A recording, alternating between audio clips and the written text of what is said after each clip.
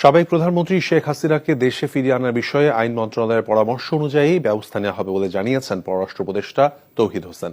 বিকেলে পররাষ্ট্র মন্ত্রণালয়ে এক ব্রিফিংয়ে তিনি কথা বলেছেন সেন্ট মার্টিনস বা বঙ্গোপসাগর যুক্তরাষ্ট্রকে দেয়ার কোনো অঙ্গীকার পররাষ্ট্র উপদেষ্টা বা আন্দোলনরত শিক্ষার্থীরা কেউই করেননি।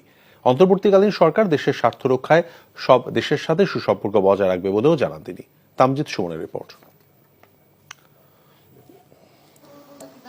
রোববার বিকেলে পররাষ্ট্র মন্ত্রণালয়ে সংবাদ সম্মেলন করেন পররাষ্ট্র উপদেষ্টা তৌহিদ হোসেন। এ সময় সাংবাদিকদের বেশ কিছু প্রশ্নের জবাব দেন তিনি। উপদেষ্টা বলেন, বর্তমান সরকারের চূড়ান্ত লক্ষ্য একটি সঠিক নির্বাচনের ব্যবস্থা করা। মেনে নেওয়ার একটা পরিবেশ আসুক দেশে। পররাষ্ট্র উপদেষ্টা বলেন, গণ অভ্যুত্থানে নিহতদের প্রকৃত সংখ্যা এখনো চূড়ান্ত হয়নি। জানান, সরকারে থাকা দুই সমন্বয়ক প্রাথমিক 450 জনের মধ্যে নির্ভুলভাবে চূড়ান্ত তালিকা করবেন। বলেন, জনজীবনে শৃঙ্খলা ফেরানো ও অর্থনীতি পুনরুদ্ধার